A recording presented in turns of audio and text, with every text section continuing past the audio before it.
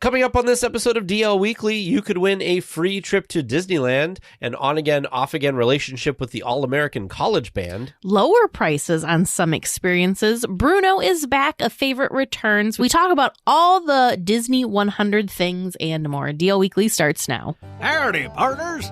For your safety, remain seated with your hands, arms, feet, and legs inside the podcast. And be sure to watch your ears. If any of you folks are wearing hats or glasses, best remove them, because Tag and Teresa have the wildest ride in the wilderness. Well, hello and welcome to this episode of DL Weekly for the week of February 1st. How is it February already? February 1st, 2023. I'm Tag Bushman. And I'm Teresa Urban. Thank you to Bill S. for increasing your support on our Patreon. Our supporters get some pretty fun perks. We actually just hosted a community trivia event this past weekend that was super fun. With prizes. Yes, with prizes. And a special thank you to Michael M., Kate A., AJS, and John M. for your continued support. If you would like some more Disney magic in your day, head on over to dlweekly.net/support to join. Well, you've heard us talk about our great experiences staying at the Howard Johnson Anaheim. Well, we have partnered with them to offer our listeners some cool discounts. Weekly tiers can get 15% off their stay, and Magic Key Holder weekly tiers get 20% off. To take advantage of these discounts, head on over to dlweekly.net and click on the big Howard Johnson logo. Be sure to use the promo codes on the website to get the discount that you qualify for. But wait, there's more. The Howard Johnson has an amazing deal going for stays from now through February that you get even bigger discounts. It's like a family and friends discount. I want to say when I looked at it, they had rates as low as $149 a night. So that's pretty awesome. So if you're going to go check out some of the fun Disney 100 activities, make sure you check out our friends over at Howard Johnson. Now let's get to the news.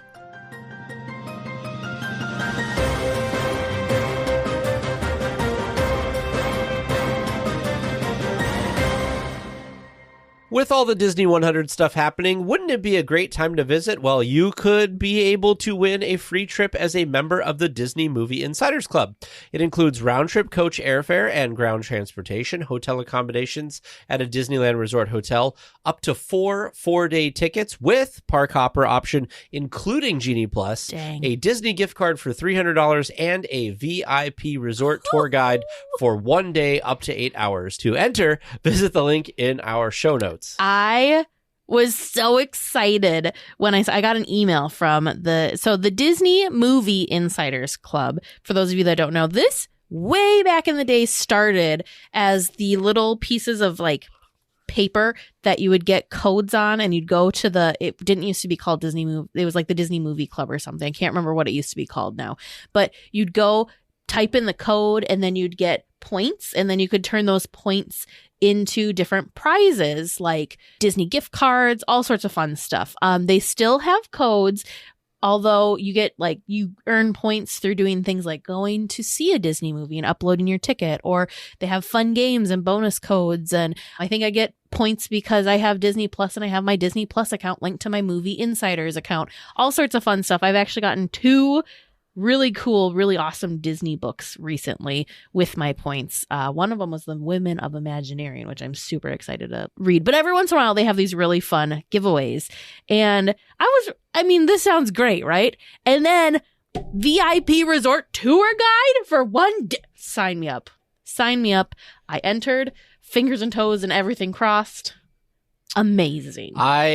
Yes, this is crazy how some of this stuff works, and being able to get a VIP tour and a $300 gift card and 4-day park hoppers with Genie Plus. Oh man, this is crazy. I'm just looking right now in their like fine print or whatever, and wow, I don't know. I might have to sign up for this. I am not a DMI member. We are not sponsored, nothing like that. I'm just a member and love all the benefits. It's free. That's the best part about this. It is free to join the Disney Movie Insiders Club, and it's free to earn these points. They have free, like I said, I get points through, like, they have quizzes and they have like bonus codes that they email out or have on their social media pages to get you points here and there. But you can also earn if you upload your movie tickets, and you get points that way. So there's ways to earn points that cost money, and there's ways to earn points that don't cost money. But yeah, I mean, it's a win-win. And the fact that you get a free entry into this amazing giveaway. Well, I'm just thinking, it looks like I might be able to sign in with my regular Disney account. Yes, it is your Disney account information. And now I'm trying to find my Disney account information because I want to quickly sign in and get this, because who knows? Exactly. I think they also had some sort of fun giveaway like this to celebrate the 50th anniversary of Walt Disney World. And that's usually their giveaways are like trips to Walt Disney World. Do I always enter? Yes. Have I ever won? Of course not. But it's still fun to enter. It's still fun to enter. And they also have like giveaway, like fun little, they just have all these fun little contests. I'll have to figure it out. Now that I'm distracted at trying to win a free thing, I would free VIP tour. Heck implore yes. everyone listening to go sign up and try to win this, because and then let us know how your free VIP, how your winnings of a VIP tour went. That's just remember, incredible. you can have up to 8 people on your VIP tour, and you only get 4 tickets. So remember who you heard it from.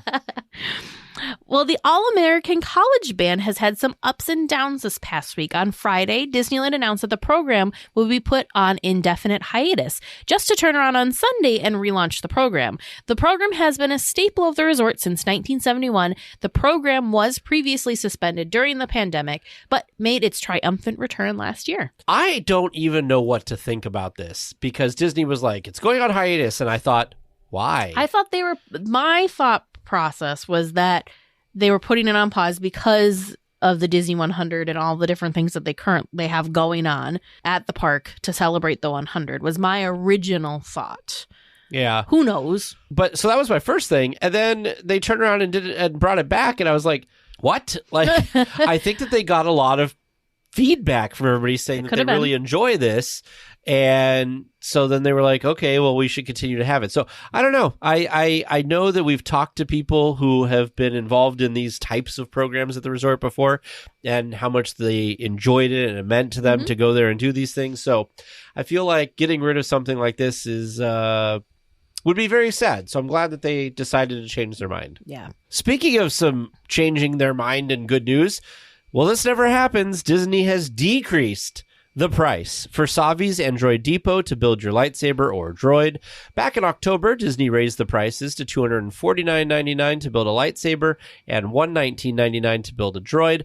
Well, just a few months later, they have returned the price back to $219.99 for a lightsaber and $99.99 for a droid. The pricing has not changed out at Walt Disney World. This is interesting because, like Tay just mentioned, they just upped the prices in October and turning around and bringing them back down. I mean, I'm real happy about that. But another really interesting thing happened that we did not report on, but they had legacy lightsabers. So these are the lightsabers that you buy from the case, not the ones that you build, that are the really nice quality, not the plastic ones that like have the extendable saber blade. The child toy ones, Yeah, the ones that are more like toys. These are the ones that are in the case. So this is like Luke's lightsaber hilts, Leia's lightsaber hilts. Not custom built. Yeah, not custom built. Anyways, they had a bunch of those on sale. They were like 30% off or something. I don't remember exactly what it was, but they had a sale on legacy lightsabers too. So now's the time to be a lightsaber collector, I guess, because you can get some deals. I don't know if we reported on this. I don't remember reporting on it, but they also have swapped out some of the pieces now. So if you do go in to build a lightsaber, if you had done this like when I did it a couple years ago, there's different parts now that you can use to build things. And I know producer James had the big like tusk looking thing that is gone, and they have some other tusky looking thing. Yeah, because they've replaced it with these new ones. I didn't know that was gone. I thought that one parts seemed like a popular. No, I know, but like that piece was a very popular. Like I don't remember if it was a tooth or what it was, but for the I saw that like the dark side one had flipped out. Yeah, so they've replaced power all of them. And control. Oh, yeah. So right elemental nature is now like it's a shell kind of thing. Interesting. Yeah, but all of the parts have changed. Like we're focusing on that one because it was such a standout piece. Well, and I feel the same with the power and control because there's one that's got like fins on it now. It looks so neat. I now see this is smart of them because now I'm looking at these and I'm like, I kind of want to go build another lightsaber. Yes, thank you, Lori, in our chat. It was a Rancor tooth. Rancor tooth. That was what it was. It was a tooth. But I will say, I'm sure you've heard me say it on the podcast before, but in case you're new here, I think that the Savi's workshop is worth every penny of going in and doing the experience, because it's an experience. It is an experience. Well, we don't talk about Bruno, except when we do, apparently. The Encanto projection show is returning to the facade of It's a Small World soon. Starting February 6th, the short and fun show will be back with multiple showtimes each evening. This is such a cute, adorable show, and I am so excited that they're bringing it back. And after last week, we talked about the lighting package kind of being upgraded a little bit on Small World when I came back. I feel like, I don't know if I will notice a difference, because I feel like they're going to keep the show pretty much the same, but love this show. And I will tell you, for those of you who have not seen it in person, but have seen it on YouTube or other video sharing sites like that, it is better in person. Oh my gosh, it's so fun. It's so fun. That whole little area back there comes. It's not just the projections on the Small World facade. The area kind of comes alive back there. It is so fun. Actually, our recommendation is to watch it a little bit further. Like, don't be right up on the facade. Don't be right at the fence. Be further back. We watched it from the elevated parade viewing area, and there were lasers that were going through the trees that you wouldn't notice if you were too far forward. It was so cool. It was cool. And how the sounds almost felt they'd it would sound like coming from this side and that side. It's, you know what I mean? It wasn't just a solid sound. It sounded like in stereo, and rats were kind of running this way and then towards the other way. It was so rats in a good neat. way, folks, not rats in a bad way. Yes, as in Bruno rats. Bruno's friends. Yes. Yeah, not somebody left some food out at Disneyland and had some problems. And there's a pest problem. No, not those kind. But yeah, it was very, very cool. And the show itself is literally the length of the song, and that's it. And it happens multiple times. So it's not like you have to write it's not like the Cars lighting thing where it happens once a day, and if you missed it, sorry, you gotta try and catch it the next day. No, this happens several times throughout the evening, so it's a really fun thing to catch if you can. So now we're going to talk just quickly about some refurbishments that are going. So if you are going for the Disney 100 that just kicked off, there is quite a lot of work going on around the resort right now. We, of course, have Tarzan's Treehouse, which should be completed sometime later this year. There is, of course, the Mickey's Toontown, which is going to open on March 8th, 2023. Sorry, that was an inside joke for the trivia night. We have Indiana Jones Adventure that should also be back later this spring. Grizzly River Run, also returning later this spring.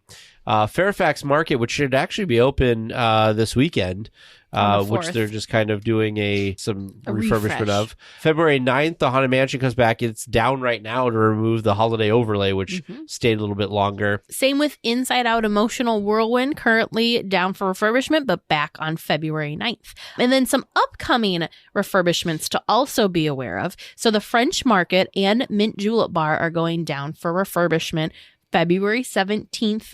The opening date is to be determined, but this is to reimagine the space into Tiana's Palace. Silly Symphony Swings will be going down February 27th, also to be determined when they will be back up. The Mark Twain Riverboat will be down March 6th through the 9th. And there's continued construction in the Pacific Wharf area to transform it to San Francisco. Radiator Springs, though, has reopened, and with it, we knew that they were going to be doing some paving work on the outside portion of the track of this attraction. However, good news, the sheriff is not frozen in time anymore. The sheriff also had a little TLC and is looking a little bit better than he had before, which is great, because that's those show elements and how they bring those cars to life is just magical. It does look so cool. magical. So this, I think it's more obvious when they're not going than when they're working properly, because they fit in so well. Yeah, and they've done a really good job, considering that the attraction really has never gone down for a good refurbishment, that when they do break, they are put in a mode that, if you've never ridden the attraction before, seems fine. Right. So that's just kind of a B mode. It's a B mode, which I think they've done a really nice job of. That could easily go awry. Weeklyteers who remember the colorful dancing waters near Pixie Hollow should get excited. It appears that work is progressing on the refurbishment of the fountains and lighting that go along with it. Hopefully this means that it will be back in working order soon. This is kind of a quiet refurbishment. It is. It's just kind of something they're working on. I was surprised. I was thinking about this recently because when they put the fountains in the moat for the castle, I was thinking that there was this other water area, and I have only seen it, I think, in person once working, and I thought it was really neat. So I'm hoping that they do bring it back to its full glory. Did you see it working when it was like the Pixie Hollow version, or previous was Triton's? I saw it, yeah. I don't remember what it used to be called, but it was a King Triton's like water area. Did you know, fun fact, that was taken and put on the top of Ariel's Undersea Adventure? King Triton, the King Triton statue that had previously lived in this lagoon. Because for those of you that don't know, Pixie Hollow was not always Pixie Hollow.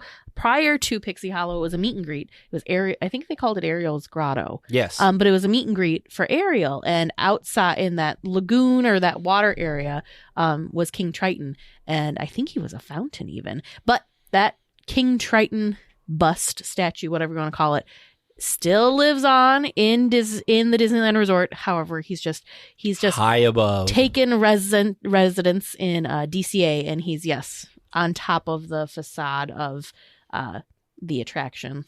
He was a fountain because out of his trident, water would come out of the points of his trident. So next time you go ride Ariel's Under the Sea Adventure, look up and wave at King Triton up there. All right. Well, the night that we record this episode, the first of the Sweethearts Night at Disneyland is scheduled to take place. A sneak peek of some of the treats was released by Disney, showing a strawberry shortcake sundae that you can get at Gibson Girl Ice Cream, mine and yours chocolate strawberry funnel cakes that you can get at Stage Door Cafe, the Bear-ia loaded steak fries at Hungry Bear, and a blood orange agua float at Tropical Hideaway. In a surprise from no one, the blood orange agua float from Tropical Hideaway caught my eye. This looks so yummy and so refreshing. If anybody goes to Sweethearts Night and is able to try this, you need to let me know what you think, because it looks so yummy. I'm also interested in the strawberry shortcake sundae. Looks delicious as well. And I do like that it wasn't all treat focused, but that they also have the Bear-ia fries, but they're calling them the Bear-ia loaded steak fries because they're available at the Hungry Bear. But those, that looks like a nice, like a good savory option too. Not like, It could be a meal, but it's also like a good shareable snack as well. I am here for the funnel cakes, mostly because one of the problems with funnel cakes is they're so freaking huge. Mm-hmm. These are two like smaller ones, and they have like a chocolate covered strawberry on it. It just looks good. It makes me really want one, even like right now. And if we had a teleporter, so we could teleport ourselves to Sweethearts Night just to try the treats, we need a teleporter. I'd be there for it. If somebody could give us a teleporter. Well, speaking of food, one of our favorite dining locations at the resort is finally returning today. As of the day this episode drops, as of February 1st, the Earl of Sandwich is scheduled to reopen in the old La Brea Bakery location in downtown Disney. This location is much closer to the entrance of the park than their previous location over by the monorail station on the other end of downtown Disney. And spoiler alert, their new permanent location will be on the far side of downtown Disney again. So for a limited time only, you can quickly zip over and get your Earl of Sandwich deliciousness without having to walk the entire length of downtown Disney. So here's the question. How long do you think this will be there? I'm not sure, because what's going to happen is Earl of Sandwich is there temporarily. Yep. And this location is being, from what I've understood, flattened to then rebuild the Portos. So this location, the current building is going to be flattened, and they're building a new building for Portos Bakery, which is coming to downtown Disney. So my guess is whenever the building at the west side of downtown Disney, which is the side towards the Disneyland Hotel, when that building is complete and Earl of Sandwich can move there, That's when I think that they will then do that. Sense. That would make sense, because when that's complete, you also have other dining locations on the far end of, the hotel end of downtown Disney that would be open. So it wouldn't be as big of a disruption to have the construction going on to build Portos. Now, can we talk about how poor Earl of Sandwich, because they were on the old location and then they were closed, and then they reopened at the old location and then they were closed, and now they're opening at this location and then they're going to close, and then they're going to open at their other location. That just shows how popular they are, because Disney is not doing this temporary pop-up shop thing for any of the other locations that are getting new homes in downtown Disney and that new reimagined space there. So that just, I'm here for it. I'm excited. No, I'm glad we don't have to wait until the more permanent location is ready. I just love it. However, this is going to make me sad, because it is nice how convenient it is. That's right there. Yeah. Right there. They've got great, for those of you that don't know, yes, of course, they have lunch and dinner because it is a sandwich shop, but they also serve breakfast.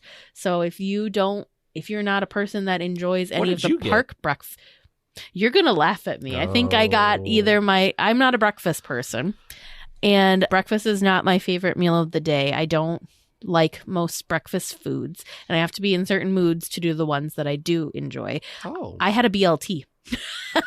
They have a breakfast BLT, which is, bacon, it's a breakfast food, yeah. So the breakfast BLT is just bacon, lettuce, tomato, and mayo. But they also have a ham and Swiss sandwich for breakfast as well. That they have a breakfast burrito. They have a breakfast burrito, they have oatmeal, muffins, fruit cups. What? Yep. So what is your favorite sandwich from Earl? Oh, yeah, that's what I was just going to say. Sandwich? I always get the Italian, which is salami, capicola, ham, pepperoni, mozzarella, Roma, tomato, Italian seasoning, and Italian dressing. That is probably my favorite, but that's what I get at like all sub restaurants. I always get the whatever the Italian is because I like that. There are now. I'm looking at some photos as we're looking here. Wow, they have a holiday turkey one. Yeah, that's one of our listeners' favorites. And didn't you get a caprese one before? Caprese is my tippity top favorite. It is so yummy. So many delicious options. We're very excited for them to be back. They also have a cannonballs, which is like a meatball one, which I feel like when we go to Subway, producer James always gets the meatball, or not always, but frequently gets they have wraps too. My goodness, I knew they had salads and soups. They have a broccoli cheddar. What's wrong with me? Why have I never tried this? I forgot about the pizzas. They have pizza bread. Tater tots. Okay, maybe they didn't have all of these things at ours. I don't remember tater tots. See, if we this is the problem. If we visited more and this was located close, I feel like we would just keep going out and trying Earl of Sandwich things. It's a possibility. Well, there have been a lot of different Mickey-shaped things over the years, but rarely has there been an Oswald-shaped thing. Well, Oswald the Lucky Rabbit is now showing up on a new candy apple at the resort. For $14.99, guests can purchase this lovable rabbit, which is covered in chocolate with ears made of chocolate-covered crispy treats. This thing is so adorable. It is so cute. His ears are giant. It's like two treats in one. It's like a caramel apple and chocolate covered Rice Krispie treat. Like, oh, so cute. This is ridiculous and I'm okay with it. But when I saw this posted, it made me so happy. I was so excited about this. I feel like I will need to get one of these next time we're there if Oswald the candy apple is still there. It's so cute. I think this, Lori in our chat, I think is making a great point, which is if you don't want to eat the apple, somebody can eat the treats and somebody can eat the apple part. Or this is like a treat for multiple days. That's true. Like, I'm going to have an ear today, I'm going to have an ear tomorrow, and I'm going to have half the apple the next day and the rest of the apple the day after. It is like a 4-day treat if you made it out to be one. I will say, though, looking at this, that it looks really cute and amazing from the front, but then they have a picture from the back, and I'm pay no attention to the back of this candy apple. Yeah. So, but okay, for those of you, I know that we're talking about something that's kind of more visual. Just to kind of get a scale of the size of Oswald's ears, they're almost as tall as the candy apple stick. That is how big these Rice Krispie treat ears are. And it's, oh my gosh, it's so cute. Go look at the link in our show notes. I've never, the poison apple is my favorite decorated Disney apple. This is like, I don't know if it necessarily beats that, but man, this makes me, like, I don't get excited about the candy apples. I think they're adorable for sure, but there's just something about him. He's so cute. I do agree with you that his face is kind of adorable. Oh, so cute. But I don't know why, and I'm sorry, I'm not trying to spread hate or anything, but I just don't care about Oswald. Like Oswald is, yes, poor Oswald. Oswald's got a like we kind of mentioned last week, he's got an interesting history with the company, and he's like the forgotten one, because like Mickey's, it's like, I don't know, because it's been like the focus he's like has the been second Mickey. child, like Mickey but he's not. He was the first child, right? But yeah, poor Oswald's just kind of been in the shadows. So I do like that we're getting some extra Oswald love, because he's adorable. You said you're gonna try one of these? I might need to. I'll probably regret it, because I don't like eating caramel apples like on the stick. So, and they're not gonna let me bring a knife on the airplane. Even if I politely say, but it's for my Disneyland caramel apple, they're not gonna let me do that. I know this. So maybe I'll have to like see if I don't know. I'll have to figure out how to cut it. Because will a plastic knife? I don't think a work? plastic knife's getting through it. No. Huh. But they're so cute. Huh.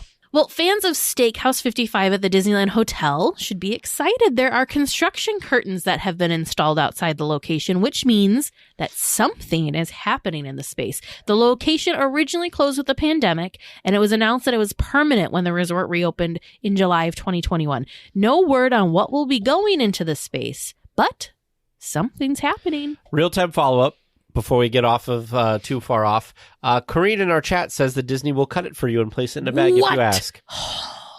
Has your life just been changed? My life has been changed, Corrine. I thought that they had stopped. Like, I have never had that. I didn't know it was offered. But when we were just on Rope Drop Park Hop, she said that they used to do it, but they don't do that anymore. So thank you for saying they still do it, but you got to just ask. So maybe they don't like advertise. Oh, my life has changed. I do. I really enjoy, like, they're so good. I'm not a big caramel candy apple person, but Disney does them really, really well. I feel like that changes a lot, because of the fact that you can get it cut is something that's huge. Yeah. But back to poor Steakhouse 55 that we've moved on from. But the exciting thing is there is a sign. It's not just like there's curtains in front of it. There is a sign that says Disneyland Hotel Imagineering in progress in front of the curtains. I never ate at Steakhouse 55. I did not. And I do not understand why they closed Steakhouse 55. There must have been some reasoning before it. My hope is that they will reimagine it into something fairly similar to this, with maybe some more theming or something, because I don't think there was a lot of theming. I think it was just like a steakhouse theme, but it'd be interesting if they did some, like, they picked something to theme like it by. Like Walt or like 55. Yes. I mean, 55, right, is right. 1955. But have a lot of Disney stuff. Yeah, be Disney or Walt themed. This made me sad, because I don't even know if I told you this. I'm not sure. Maybe I've said this on the podcast. I'm not even sure if I've told Tag this, but oh, geez. One of my things with when I was like dreaming up my Disneyland Disney fairy tale wedding, I knew I wanted to stay at the Disneyland Hotel, and that was going to be like I wanted Vern and I to go to Steakhouse 55 on our wedding trip, because I thought it'd be a really nice experience, a good excuse to do some elevated dining thing that we wouldn't normally do on our normal park visits. I thought it would. I was so excited about this, and then they closed. That's then sad. They closed, not to reopen. Now you can make the argument, oh, well, why didn't you go to the Napa Rose? Or, there's other, for sure, yes, there's other elevated dining experiences, but there was just something enticing to me about Steakhouse 50. I just have this love of the Disneyland Hotel. I don't know what it is. I don't have the nostalgia of how amazing it used to be, but I just love the Disneyland Hotel. So having like a nicer dining experience at the Disneyland Hotel would have been like the cherry on top of my like wedding trip out there. But It did not happen. But see, now I feel like you've got a personal connection to the Disneyland Hotel because you do got now. married there and you stayed there and like on your wedding. And so I feel like it's always going to hold that special place now. So I don't know. I think that there's a lot of opportunity with the Pixar Hotel now and with the Disneyland Hotel to add some more dining establishments that will kind of bring people over there. I think at some point we should eat at a Goofy's Kitchen because I've never eaten at Goofy's Kitchen. One of these times for sure. Yeah. In all honesty, I did not know. I knew the exterior of where Goofy's Kitchen was, but the wedding trip when we were in that area taking photos, that was when I finally this is how you get to Goofy's Kitchen from inside the hotel. I'm terrible. Yeah. Well, that whole But I had never area been was in that different. corner of that back corner of the hotel before. You're talking about like where that carpet was, right? Yep, where the carpet was and where the pretty stairs were that we were Yeah. taking pictures on. Yeah. Pilots, we've detected some producer questions near Jakku. Report to your DLWeekly vessels and make the jump to hyperspace. The 7-7 Squadron will provide support during your trivia mission. Good luck, and may the Force be with you.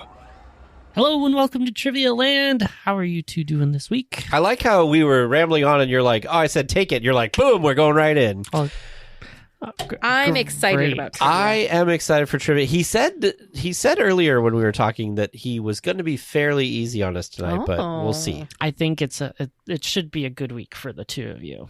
But Well, let's hope. we'll find out. We need a good week. Well, we'll get right to it. Our first question this week. One of the Main Street Electrical Parade floats made a TV appearance in 2020. On what show could you see it? What? Easy? Oh, yeah. Starting you off with a good What one. TV show? Oh, it was Dancing with the Stars. Oh. And It was probably I don't remember if it was the turtle or the snail. Was or it the not bumblebee. both? Was it not both? I feel like the turtle was everywhere. I'm going to say the It was turtle. Dancing with the Stars. Do we just need the show? Or I mean, I was just asking for the show, but if you Oh. want to keep on lingering on what it is, I feel the wheels are turning in It Teresa's was head. Dancing with the Stars. And like I said, it was either, I don't remember which it was, if it was the turtle, the snail, or the bumblebee, but it was one of them. Well, I'm hitching my What does your gut say, Teresa? wagon to your horse. What's my gut say? What's your gut say? Snail. There we go. All right, second question. Inspiring our Main Street Electrical Parades listener, Brooke A.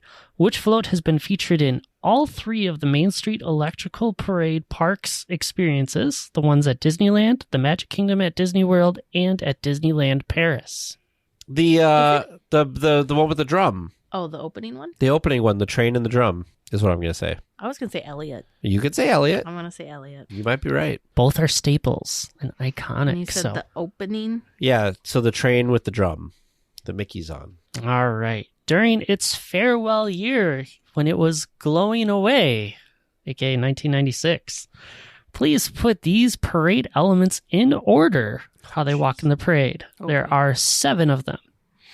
Pleasure Island, Cinderella, Alice in Wonderland, Dopey's Mine Train, Pete's Dragon, and Peter Pan. Alice is first of those. Yeah, because isn't it... Hold on, let me go through it in my head. So isn't it Blue Fairy, Train with the Drum, Alice? Alice. Is it Peter Pan that's after Alice? I think so. I'm going through the soundtrack in my head because it goes from like... dun, dun, dun, And then is it the is it the princesses or is it Pleasure Island?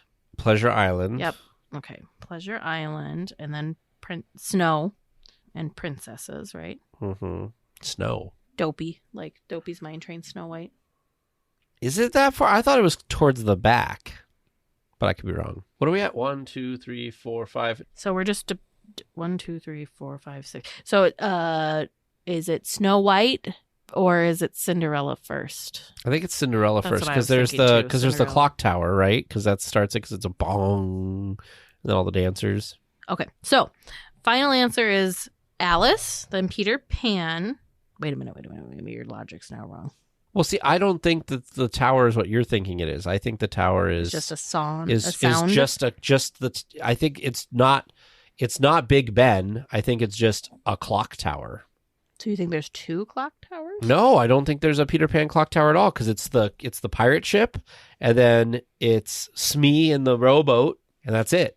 And then the beginning of Cinderella is the blue clock tower with fountains all coming off of it. And it's chiming midnight, which is like the thing. I'm changing. I think you just said something that, okay, so now I'm thinking it's Alice, Peter Pan, Cinderella, Snow, Pleasure Island, and Elliot. Because I think I remember it with Peter Pan, you remember it with the Cinderella. Is it the in-between between the two because it fits for both themes? I want to say Alice, Peter Pan. You're right, though. Pleasure Island, I think, was further back. I think it's further back. I think, is Pleasure Island between Cinderella and Snow? Yes. Okay, that's what I'm thinking. Yeah. Okay, so final answer. Alice, Peter Pan, Cinderella, Pleasure Island, Snow White, then Elliot or Pete's Dragon. Excellent. We will see if you are as good as the Imagineers at planning the parade. But first, I need some help. I'm lost in the park. Oh, here we go. I got lucky and caught the beginning of the Main Street Electrical Parade. I had pause. Stepping off at Small World or stepping off on Main Street? The Small World one. Okay. I head north, but the line for Mickey and Minnie's Runaway Railway is too long. In case you weren't sure of which way I was going. Gotcha. Thank you. So I hop on the train. By the way, I have another problem with this because there is no standby line for Mickey and Minnie's Runaway Railway. He's just yucking all over your yum. I know. I'm like, I guess trivia's over, everyone. And we're done. Wow. Sorry, James. I will let you finish. Yeah. Jeez. I told you I'm lost. Yeah, be nice. She's already having a hard enough time. So anyway, since there's an imaginary line at Mickey and Runaway's Railway that's too long, I hop on a train for one stop. I hop off and ignore the noise to my right as I walk and take my first left. I go until I run out of pathway, and I decide to enter the building on my right. Where am I? Oh, Star Traders. Yeah, Star Traders. I thought you were going for Space Mountain, James. I'm like, well, this is so on too. brand. Maybe there's a secret entrance that you two just don't know about. Or is this current, like right now? Yes. Okay, because I was going to say the other thing is it could have been the Magic lounge? Eye Theater. Oh, I was thinking the Well, there's arcade. also the lounge, yeah. Or the lounge, or yeah. But I don't think that's open right now. So No, it's not. So many wonderful things that Tomorrowland could be, right? So could be. But did they find me? Am I still lost trying to find the line for Mickey's and Minnie's Runaway Railway? Yes. Who knows? Or Runaway Railroad, I guess I should be saying.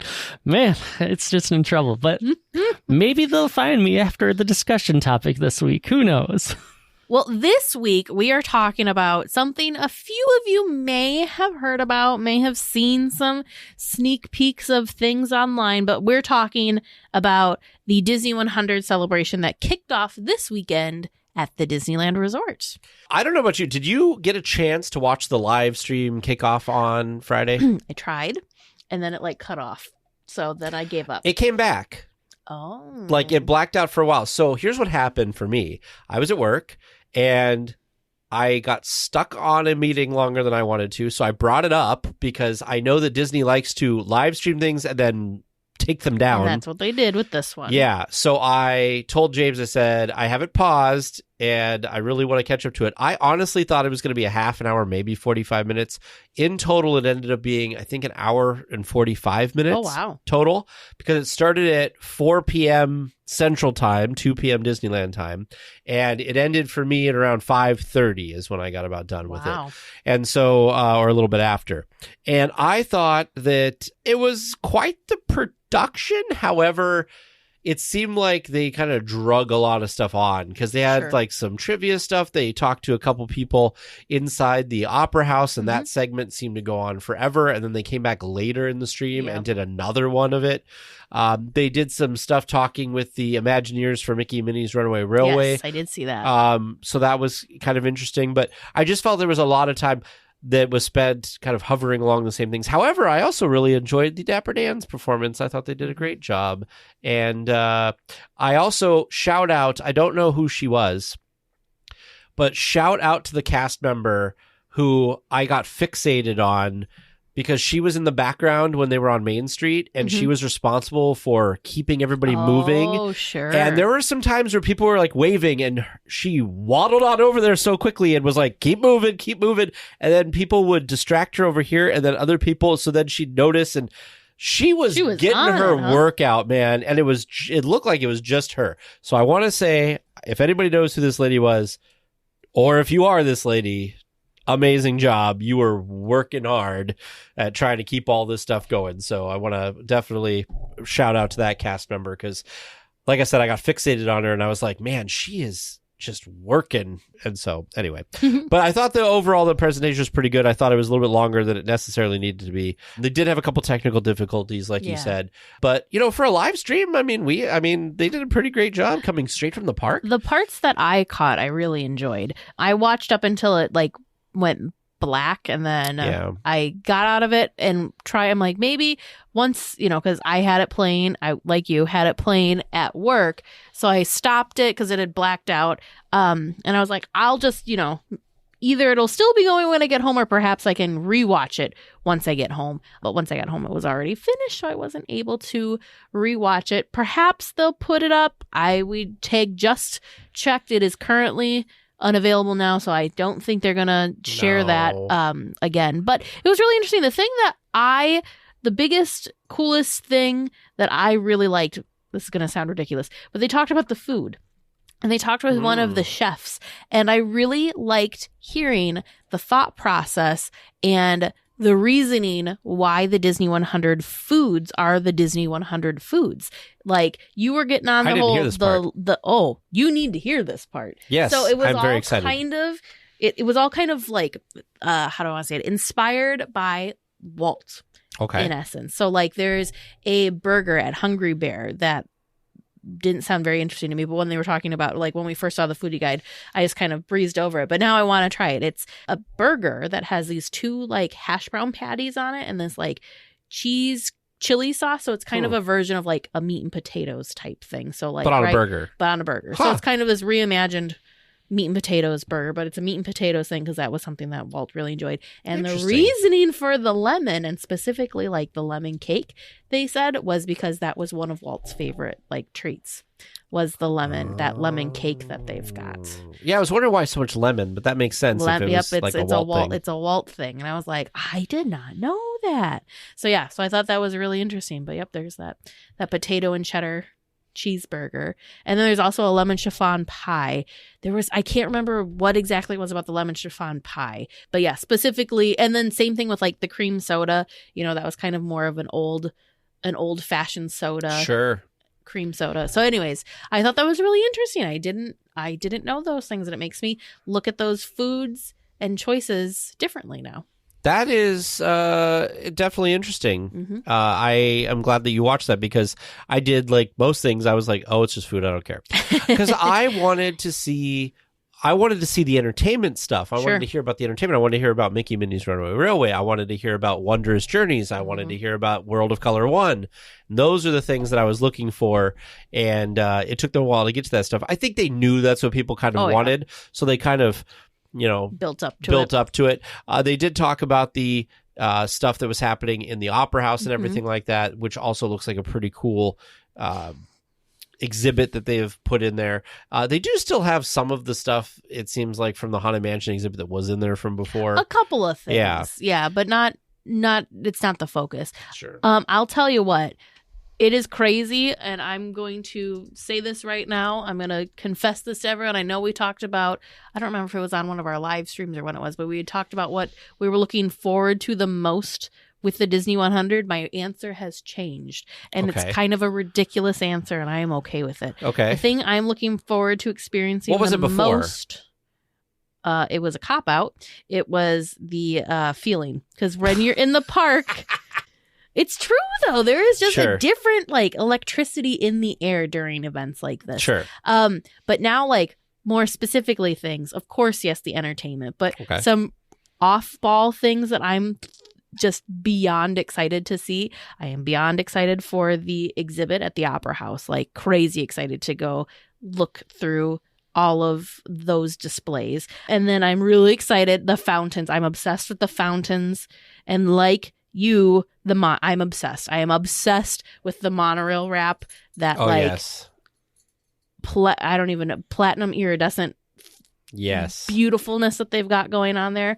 Obsessed. Those are the three like top things. I'm putting Mickey and Minnie's Runaway Railway and the nighttime entertainment. That's its own category. But as far as like the other celebration stuff, those three things I'm so excited for. So the monorail was kind of a surprise to a lot of people because they didn't talk about it. It was just there. Somebody that I watch, I don't remember if it was on Instagram or YouTube, but somebody was going into the park to cover the Disney 100, and they were talking about walking up to the front gate. And then the next cut was they were inside of the park, and they said that they got distracted because they were trying to get in the park to experience the stuff. Mm-hmm. And they said that they had to sit and watch the monorail go by a couple times outside because of how beautiful it is. Yeah. It is the only thing that I have seen that consistently shows off the platinum, like iridescent shininess.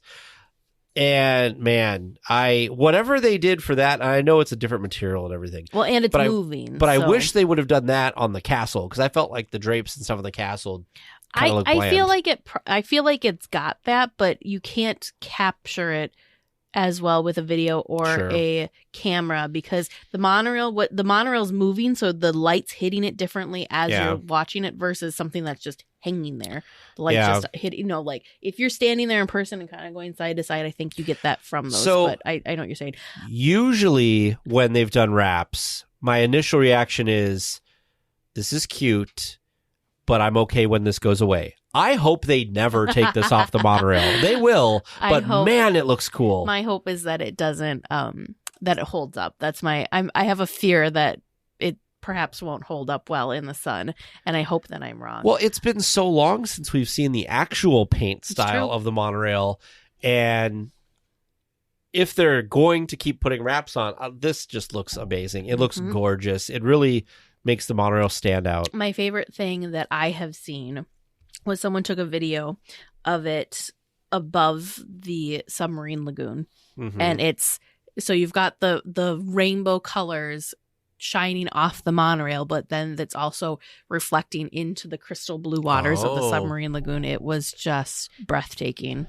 I'm going to spend an inordinate amount of time staring at the monorail when we're there. It is very... we talked about this with D23 that they kind of were, razzle dazzling us, and I feel like the monorail is a very razzle dazzle. We're just like, I could see people in the Esplanade like watching it go by and just stopping to take in like how neat it looks or whatever. Oh, 100%. This is definitely something I'm probably gonna take a billion pictures of when we get there, because it's so cool. It's gonna have to be. So usually when we're at the parks and we see the monorail, we go, "Oh, monorail," and like we have to mention, like we have to announce that it's there. I think this is not going to be. I think we're not. This is my prediction. I don't think we're gonna go monorail. I think we're gonna just all stop and like pick our jaw, like just stop and stare at it, and then pick our jaws up off the floor and continue on. I don't think we're even gonna have the thought process of monorail, because we're just gonna be so like, oh, and its beauty. I don't think I'll miss it, because sometimes when we stay over at the Hojo, like I won't exactly see it right away, but I think this is like so vibrant that it'll be like, oh, monorail. That's true.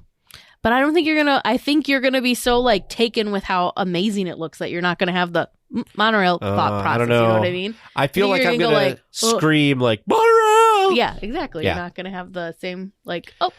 So before we get to the headliners, can we talk about just overall decoration of the park? What do you think from all of the stuff we've seen over the last weekend and even before that? 100%. I'm here for the what do I want to say? I'm here for the fountains. I'm obsessed with the fountains. I haven't even seen the fountains in person, but all of the photos, the videos, the sound, I don't want them to go away. I want them to stay forever. I don't think That's how much away. I love them. I love them so much. That's the my fountain. favorite. That is my favorite thing, is the fountains. I'm not saying that I don't like the rest of the decor, but it's the fountains are just like, they're just so magical. There's something about the fountains. I'm liking the not the medallions that are hanging everywhere, but I enjoy the bunting that goes with the medallions. It's that It's iridescent very with iridescent. that purple next to it. I love purple. It's that kind of dark purple that I love, so I'm very excited about that. I think that the outfits that the characters are wearing, I think, are also really They're great. very fun. I'm still reserving judgment on like the castle decor and the medallions because I Till you see it in truly person. don't think. Yes, I fully believe that they don't they don't photograph well and that they look 100 times better in person. And when you're like seeing them in the sun and like I said, like kind of looking at them from different angles is kind of where you're going to really catch the like I hope you're iridescent right. platinum. I'm pretty confident. Okay, let's get to the biggers. Let's talk about new attraction. New attraction. So Mickey and Minnie's Runaway Railway, of course, opened with the celebration of the Disney 100 on Friday. And instant hit. One of our weekly tiers actually ran into Ken Potrock on Friday. So that was pretty amazing and very exciting. But Ken shared with them that the 7 a.m. virtual queue was full in 2 seconds. I believe it.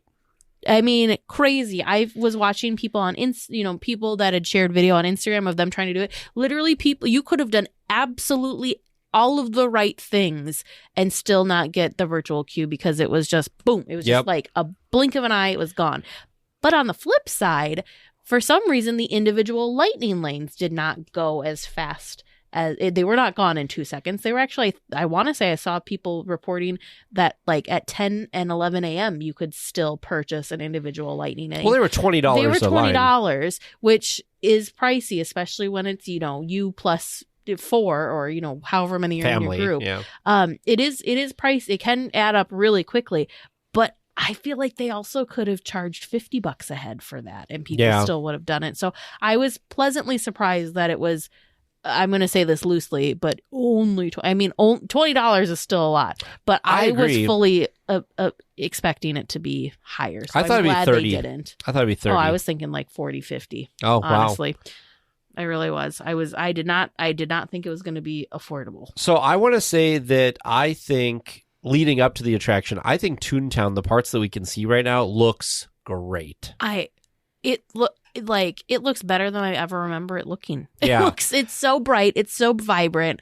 It makes me very excited to see the rest of the land. Yes. Yeah, I'm here for Toontown. I'm ready. My From only- what I've seen report wise, all of the different interactions in that back right corner, like where the gag factory Yeah. was and electric factory, all that stuff, they were all working. That's good. I think there was maybe one that didn't work, but all of them were working. I have one criticism.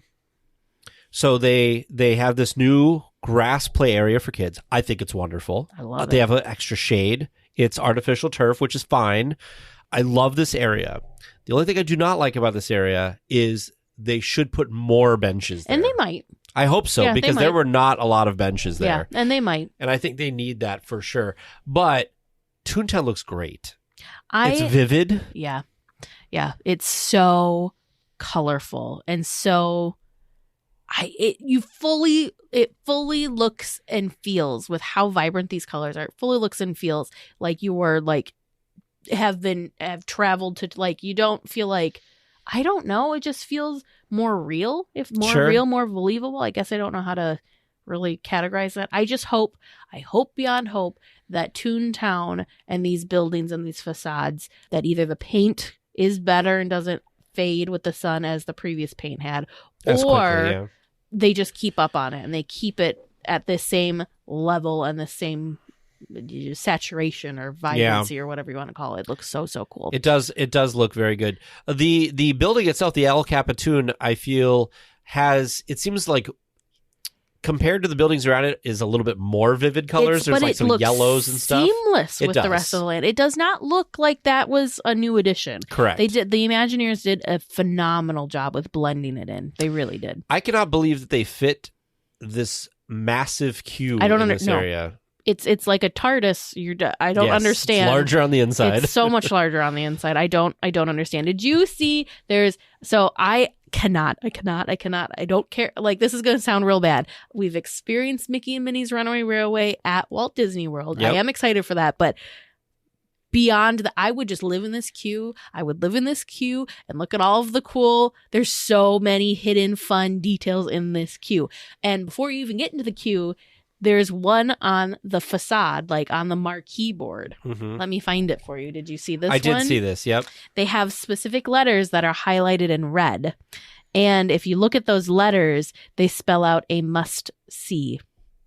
It's AMUST, and then just the letter C. So it's like a must see. So like the attraction's a must see, a must do. I'm like, why are you so clever, Imagineers? I just love it. Yeah, it looks great. The queue has like you said, Teresa, has tons and tons of things, which like you could is spend hours wonderful because that means that every time you go in, you can look for more stuff, and it makes standing in a line way better. Yep. So I'm excited to see this in person. I know something we've talked about on the podcast before is how we have felt that there are some queues in Disney World that are way better than Disneyland's. This one is way better than Disney World's. Far superior. Far superior. And then we were correct in our prediction. There is a gift shop at the exit. It is not currently open, but there will be a gift shop at the exit of the attraction. Currently, it's all covered in these big red velvet theater-looking curtains, very in theme. But it is a gift. There is a gift shop. It just is not open yet. We don't have a date. They have not announced or really said anything about it, but the sign is out front for the gift shop. I feel like it's going to be when the rest of Toontown opens. Must be. I would have thought that they would have opened it right away, unless perhaps, I don't know. This is going to be just Teresa's thought process of this. The thought process might be that since the attraction is so popular, they don't also want people kind of lingering in that gift shop. And for those of you, it's the Engineer souvenir shop. I think that's so cute. So it's train themed, and Engineer, of course, engine and then ear, EAR. Adorable.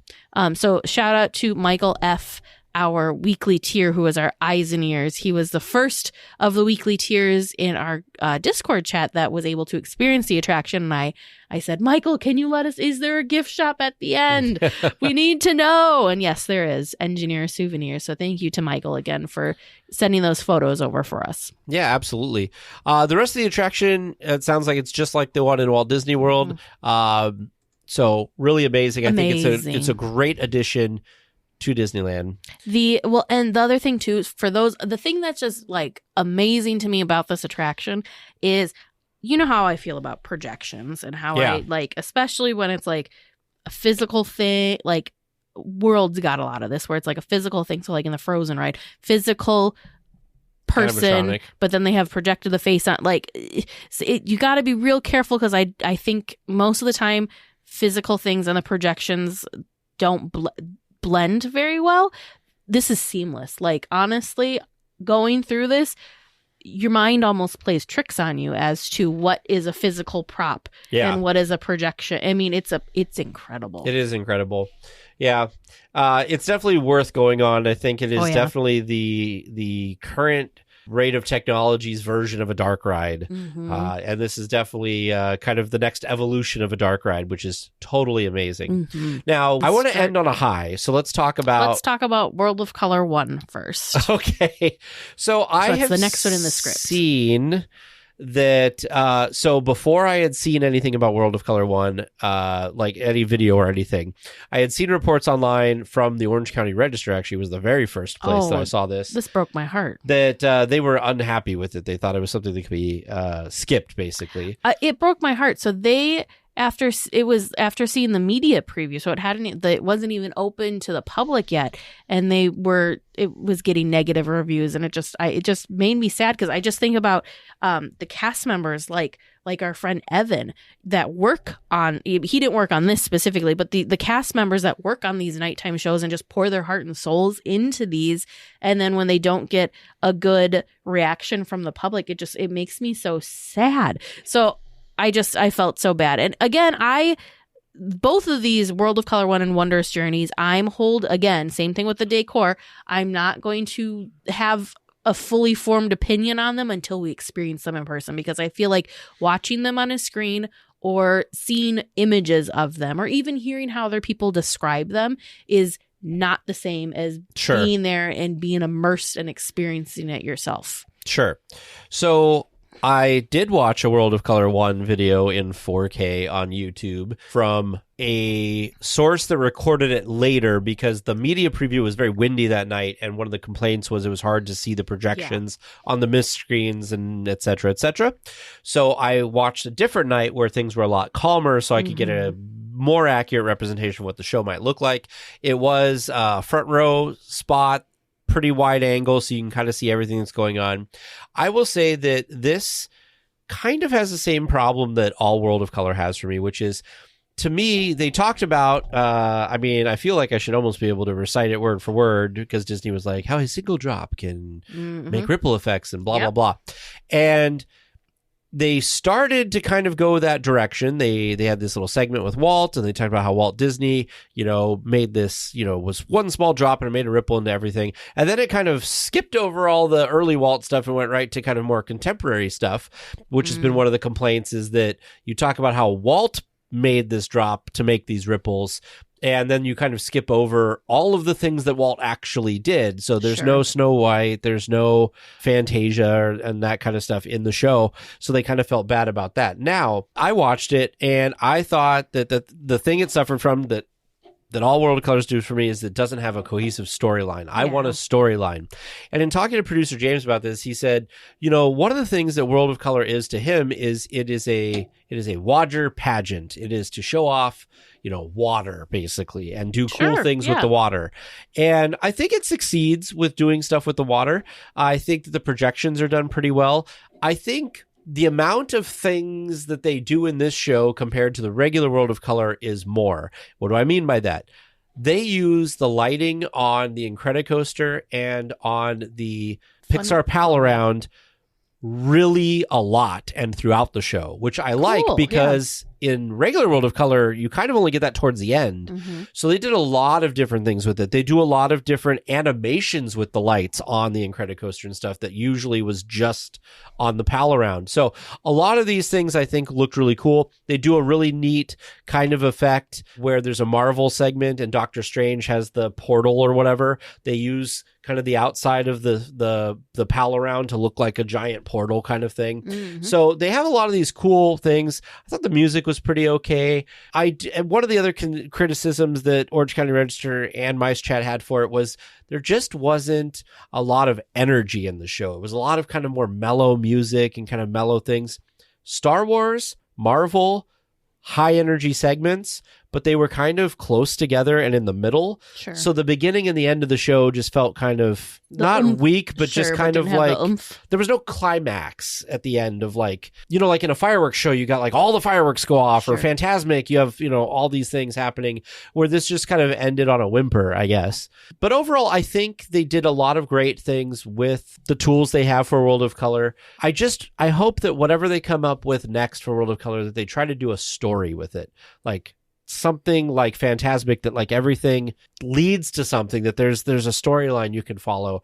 And I didn't feel that World of Color did that. They sort of did that. You didn't get to see or experience this, but they sort of did that with the first Oogie Boogie Bash. They had a villains themed show at World of Color that followed, like, there was an original story for that, and unfortunately it was just the 2019 Oogie Boogie Bash that show, I wish that would come back, had, or that show was presented. So yeah, I don't know, it's interesting. I don't have much to say about World of Color 1 or Wondrous Journeys, because I've decided for me personally that I'm going to try and avoid spoilers as much as I can, big ones being watching, the full thing on, YouTube or whatever, because for me, they're just never as good. I never appreciate, even with the technology and like the high def cameras that people have, I just never feel as excited or connected to the shows when I watch them that way versus when I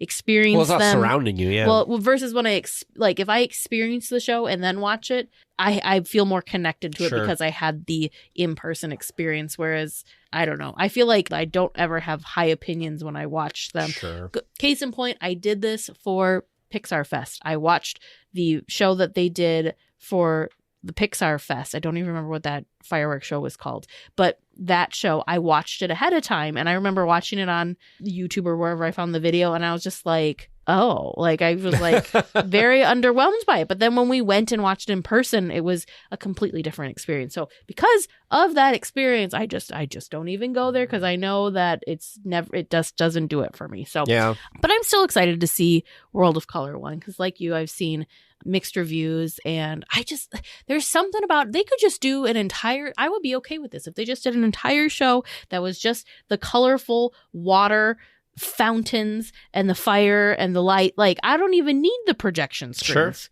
because that's honestly my least favorite part about World of Color is watching stuff on the mist screens. Yeah. I love the vibrancy of the fountains. They're just so cool. I will say one of the coolest things that feed into what you're talking about with the fountains and stuff, there is an effect that they do with the drop that they use the fountains and the vibrant lights of the fountains to make a ripple come out that looks really cool with it. Because it does a couple of them. It's like bloop. That's bloop, cool. And it does look really cool, and I enjoyed that. Can we talk about the medallions then end on Wondrous Journeys? Yep. So this is kind of a random thing to throw in here, but I went down the weirdest little rabbit hole with this. And this rabbit hole started when we were in Disneyland in December of 2022. They had all of these little medallion token books. We found them throughout the parks in DCA and Disneyland. And every time we would chat with a cast member and we would ask them, hey, do you know what this is about? Like they were just intriguing because they were there. They were for sale. Nobody knew why. And so, of course, just they said, the like, just the book that you put the tokens in. So think like a press penny book. But it's a beautiful book because it's that same like silvery iridescent that they've got throughout the color scheme for the Disney 100. But you couldn't open these, so you couldn't see how many you could fit. Nothing. We knew nothing about them. We just knew, apparently medallions are coming to celebrate the Disney 100. Well, this weekend, one community manager, Kate, as you may have seen, was at the park. She did a takeover of our Instagram to share some of the fun things and happenings, and she shared some of the medallions, which we got all excited about. I laughed because Tag immediately was like, I need those, and she picked up a set for him. In fairness, she had only seen the one kiosk that had 4. Picked up the one kiosk with 4. And I thought that was the whole set. And we're getting there. And they were cool. Super cool. They were like Mickey and Minnie and like all, that kind of a theme. Well, then later she ran across another machine that had Star Wars ones. So, of course, Tag and James needed the Star Wars ones too. I didn't get the Star Wars ones. It ones. makes more sense for these medallions. They are, $6 a piece? Or you can get the set of 4 in the machine for $20. So you save $1 a medallion if you go that route. Well, then later, it was our friends at Disneyana had posted, there are currently 44 of these medallions that you can get at 11 different kiosk things. They're these little these little machines. 11 machines around the park with these. There's a machine at the Disneyland Hotel. There's a machine at the Grand Californian. There's a machine in Pieces of 8. There's a machine. They're all over the place. And Disneyana also purchased one of the collectible books to put their 44. The person that was posting for Disneyana purchased one of the books to put their newly acquired medallions in.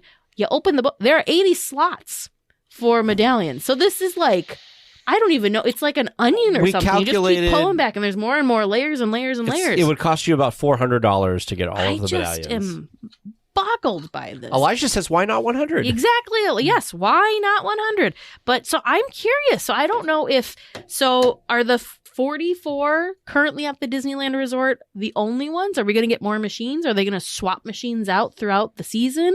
Or are you collecting these medallions throughout multiple parks? Are there going to be different medallions in Disney World than there are at Disney? I'm here for them. I'm curious. I can't get on the medallion collecting train because there's too many of them and it get pricey very fast. But there are some really, really cool ones. So I'm going to get a couple of them for sure, but I can't be a completist and get all of them. So here's my problem. And here's what I think is going to end up happening for me is I'm going to want some of them like pins, right? Like there'll be ones that just speak to me and that I want.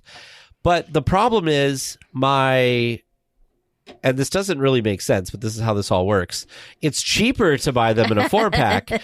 So I feel that I'm going to end up buying the 4-pack at each place, and then using the ones I don't like, either offering them to you if you want them, or offering them to weekly tiers as prizes for things like trivia nights or something, and work it out that way. But they're going to get you. These things look really cool, though. That'd be cool. We set up so it's like pins. So you have like medallion trading. So then you can trade for ones you want and trade away the ones you don't. I don't know. People are already doing this. It was just wild to me that we're like, oh, look at these. Look at the 4 Oh, there's 8 medallions. Wait a minute, there's 44. Hang on. The collectible book has how many spaces? Yeah, well, and not to mention, crazy. This was like one of those mysteries that you were determined to figure out. I was determined. When we were there, you're like, what is it? Because nobody working there, at least they wouldn't say. None of the cast members had any idea about why these books existed, and it was just like, Yeah. So anyways, I'd like to finish our discussion talk about the medallions topic on what I think is the best thing from the 100th celebration at Disneyland. And multiple people have been like in awe, blown away by this. I'm gonna give you the spoiler alert right up front, folks. I do not think that this beats Remember Dreams Come True, the 50th anniversary fireworks spectacular, but I do think this is probably the second best fireworks show they've ever done at Disneyland. And so I did not, obviously we were not there for the kickoff, but I again found a 4K version of this on Main Street so you could kind of see everything. And I watched this, and gosh darn it, since I watched it, that stupid song, It's Wondrous, has been in my head. It's ingrained. And you know what it reminds me of? It reminds me of when Paint the Night came out and it had that catchy contemporary song that like was on the radio as well. This song could be on the radio. I'm telling you, it is that good. You know what's interesting is we heard a preview of this song. And we didn't like it. And yeah, I was going to say, and you did not have the same reaction. So there's something about the song plus the show. But I will also say that right now they are running fireworks only on the weekends or holidays and not during the weekdays, which they've kind of been doing more of recently in general. But I will tell you, from what I could tell, obviously fireworks always make it better because I love fireworks. But I think if you go on a night that doesn't have fireworks, I think there's enough of a show that it's totally worth it. Now, I kind of felt this way a little bit with Mickey's Mix Magic because I actually thought that was a real fun show as well. The music was great. There was a lot of like dancing stuff. Fun. This is like take it up a notch from that. Yeah.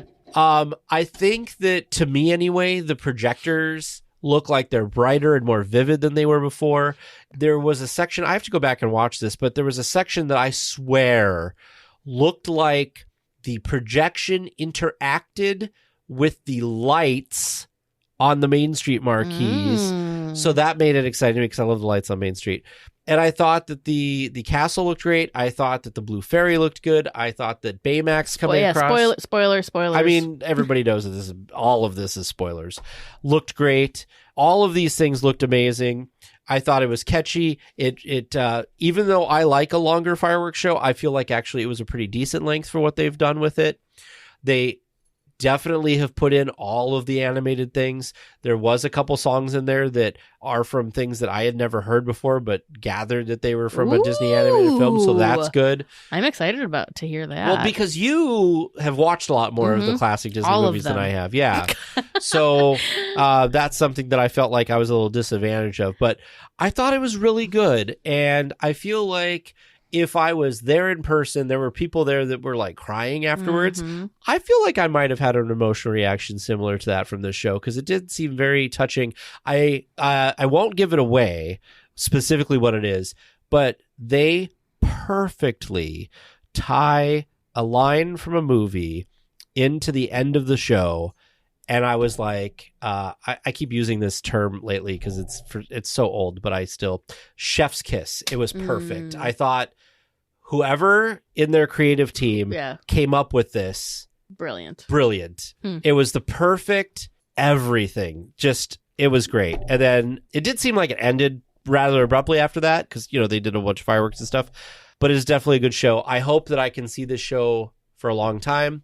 I'm hoping that this, like most of the fireworks shows, I hope that this sticks around for a few years. Yeah. Because it's not necessarily connected directly to Disney 100. I also want the soundtrack for this. Bad, hardcore. It's not available online? I haven't looked too closely because I've been a little busy, but I want to. It's good. And I don't think, as a fireworks person, I really think that you'll be able to watch it without that. I do think that you should watch it on Main Street. On the nights that don't have fireworks, I think It's a Small World is going to be your place to go, because that's going to be a really great place to see it. Some of the projections, so I watched it a couple times online. There are some projections, some projection effects, I guess I'll say, that look really cool on the Main Street buildings. And it leads to kind of a part of the music that something happens with this that I kept an eye on the last time I watched it, and I thought was done brilliantly. And I felt like, for the first time, for me anyway, I thought that they did a really great job integrating the physical buildings into the projections and making it look like things were happening to Main Street. The castle, they've done that before. They've made like turrets look like they're doing stuff and rockets shooting off and stuff. But they actually did it on the Main Street buildings this time, and I thought they did an amazing job on it. And I cannot wait to see it in person. I think it's going to be really amazing. From the reviews that I've seen of others that have watched this, and I like, even like Philander was like, has nothing but good things to say about this show. And that's somebody that experiences these things, you know, way more frequently than we do. But because of some of these people that I follow on like Instagram and stuff, and how many positive and like incredible things they had to say about this show, I told Tag before we started, I said, I've never felt the like deep need to camp out to get a good spot for a fireworks show before, because I there's lots of, like, you can get good spots like 30 minutes to an hour before. You don't have to be there all day. I almost feel that, I told Tag, I said, I feel a need that I want to camp out to have like a front row type view of this, because it's got like, there's so many amazing things have been said about this show that I don't want to, like, I want to be right there and watch the whole thing. I did not tell you this, but my plan for the next time we're there is to, of course, watch it with the fireworks. I want to watch from, like, I want to be as close to the castle as I can be. Probably like the hub really is where I want to be, not like up on the castle, but like hubbish area. And I want to watch it with the fireworks from there.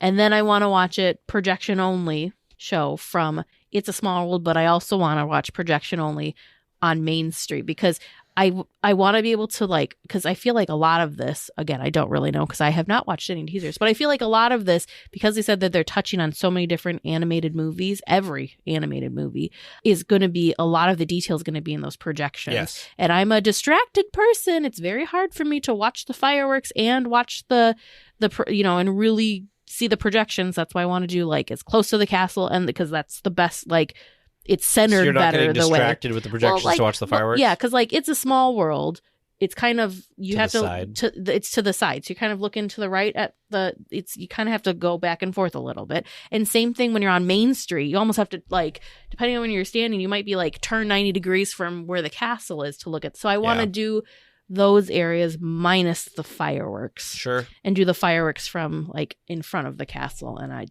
so 3 nights. Sorry about it. We're doing it 3 nights. I think it's a great show. I don't have the same. And then one of the nights will be World of Color 1. I don't have the same need as you to sit in front of the castle, but I've never.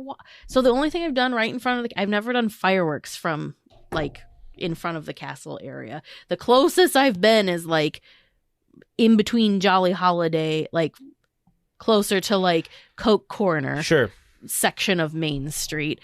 And that's because when you get closer, you lose some of the fireworks. Sure. So that's why I want to get closer, but not too close. Imagine. So you know the sections of fireworks where like they launch from they do that one, which you can kind of see better, but where they do like the straight up ones. Sure. A lot of those you can't see if you're right in front of the castle. I want to be like hub to Jolly Holiday, like that section. Does that make sense? Yeah, that's a good spot to watch the stuff. That's where I want. You just have to be careful, because then you've got the trees in the hub that can block. That's why you got to be in the middle. Yeah, so you got to find something. Really, I want the benches that they have sitting in front of the partner statue. That would be where I would like to be. But we don't have that much money to be there, so so that's not where I'm going to be. The only thing I've watched from in front of the castle was 2019 when we went for when I went with my family for Halloween and did Oogie Boogie Bash. We just happened to walk in and they had just opened that section right in front. Like I'm saying, this is where the photo pass photographers take your photo section in front of the castle. They had just opened that section up for people to come and like sit. No, but like there was nobody up there. And we sat I sat on the ground right there. It was projections only. And we watched Halloween Screams from right there, and that was pretty cool to watch that close, especially with like the big inflatable Jack head and Zero. Yeah, totally super cool. So that's my plan. You can come with me, or I will do my plan on my own. But I want to watch it 3 times from those 3 specific areas. I think those would be good spots to watch things from. I just don't know about the camping out for the castle thing for me. But Main Street, really excited for. You know what kind of sucks with the projection situation is I used to really enjoy watching the fireworks from up on the train station. Oh yeah, because you don't have to worry about anybody being in front of you. You get a really nice wide view of everything, but they don't do projections in Town Square, so you miss all of that. Yeah. And it's too far away to see on the castle. But if you're just there for fireworks, that's a great place to watch fireworks. The Remember Dreams Come True Fireworks Spectacular, that was a great spot because you had the castle pirate fighting with the Matterhorn, and you had both of those perfectly in your view up there, and you didn't have buildings block you didn't have any of that, and so it was really wonderful. So if you are only going to watch one nighttime spectacular for the Disney 100, I would say Wondrous Journeys is my pick, and I think from what I saw, it's great. It's a great show. I now want to go find a video on YouTube of somebody who watched it at Small World because I want to see what those projections are like. And what you're just explaining, which is now why I need to see it at Small World and in Main Street, is if there's building interactions on Main Street with it, that'll be different for Small World because you can't have like the Penny Arcade projected onto the Small World facade like you have the Penny World or the Penny Arcade facade projected on the Penny Arcade. So I feel like it's going to be different experiences at both. Yes. In fact, I'm just quickly glancing. Look at the fun little things that I'm seeing right now with what they're doing with the Small World facade. Yeah. Look at that though. Like they've done such a good job with like the projections and lining it up so perfectly. And this even seems brighter than the stuff they've done back there before even. I feel like they're just really vivid this time. Yeah. I'm excited. Anyway, you guys, if you are so inclined, you can go watch some online versions. I'd recommend finding 4K versions and watching those because even if you don't have a 4K screen, it's still going to be the crispest picture you'll get. So we're very excited, counting down the days until our next trip so that we can experience this ourselves in person. Yes. So excited. If we missed anything about the Disney 100 that you think we should talk about, make sure you leave a comment on our social media, pretty much DL Weekly everywhere, or send us an email, feedback@dlweekly.net, and we will be happy to share that with the rest of our audience. Looks like we're coming in for a landing, gang. But please stay listening until trivia comes to a stop, and then you can walk to the nearest exit. Thanks for listening to the 8th wonder of the world, DL Weekly. Hello and welcome back to Trivia Land. Do you even know where you are, James? Are you actually in Trivia Land? No, it's all over the place. It's just like a Post-it note. We keep changing where it is anyway, right? So, but let's just dive right into the answers this week. Our Main Street Electrical Parade themed trivia. Question 1. One of the Main Street Electrical Parade floats made a TV appearance in 2020 on what show? It was The Snail on Dancing with the Stars. Good job, Teresa. Excellent work, Teresa. We're going to high five yourself on that one. I was wondering how sure you'd be on the cross promotion that would work for that Disney night when the snail popped out. Question number 2 from listener Brooke A. Which float has been featured in all 3 of the Main Street Electrical Parade appearances at Disneyland, the Magic Kingdom at Disney World, and at Disneyland Paris? It is the Casey Jr. train float, a.k.a. the train with the drum. Boom! Should be Elliot. I do forget that that's Casey Jr., but yes. I figured I would fill you in on that one since you were eager to correct me this week. But yeah, I was surprised it wasn't Elliot. Anyway, number 3, during its farewell year in 1996, before it glowed away, put these parade elements in order. The 6 I was looking for in order. The correct answer is Alice in Wonderland, Cinderella, with a Big Ben imitation clock tower striking midnight, separating it from Peter Pan. So they are together. Dopey's Mine Train, aka Snow White, Pleasure Island, and Pete's Dragon, meaning you two really muddled up the middle of that parade. That's because That it's we so did. magical that we just, it's hard to remember it. It's just so magical. It's true.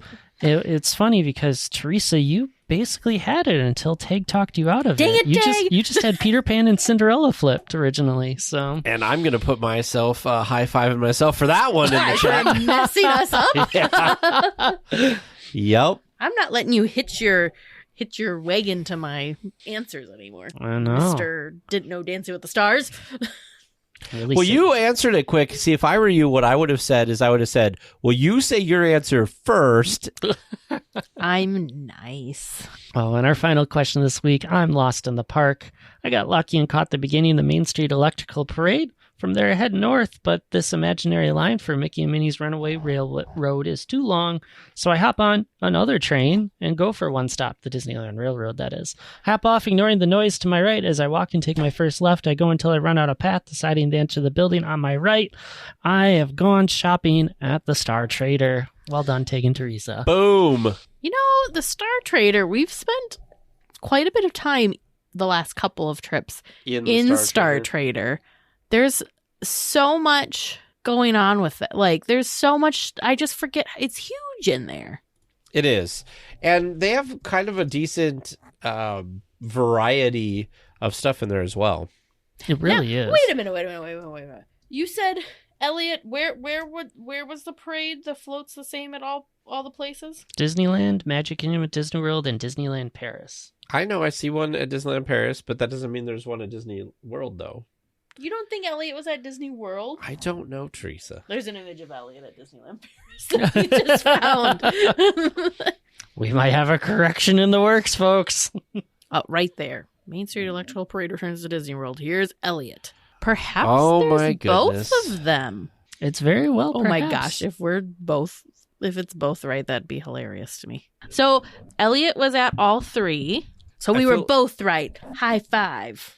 It was a sad high five, Tag. Well, I was waiting for you to- Look at each other's elbows. You'll never miss. I wasn't even No, looking he at Teresa. just went like this. Oh my gosh. Hey, I had fun looking at the Main Street Electrical Parade for trivia this week. Who knows where we'll go to next year? Just kidding, because this parade's going to come back every year. I think it'd be cool if it came back. Like, don't retire it, but just I know it's impossible, but it just travels every year. So each, like, it's here a couple years, there a couple years. That'd be cool. Are you saying that the electrical parade is kind of like a weird version of the Disney Vault? Like, it just comes around There you every go. few Yeah. years? Yeah. Sounds wonderful. And know what else sounds wonderful? Questions from our listeners. Whether you want to stump TNT or give them a bit of a bone and let them have the right answer, the question you have is probably the right question for them. Send producer Vern and I an email. It's trivia@dlweekly.net. Well, we will be back next week with more Disneyland news and information. Until then, go out and enjoy the parks. Please remain seated until the podcast comes to a complete stop and the doors have opened. Then collect your belongings, watch your head, and step carefully from the episode. On behalf of all of our crew, thanks for traveling with us. And we hope you have a happy and memorable visit here at DL Weekly.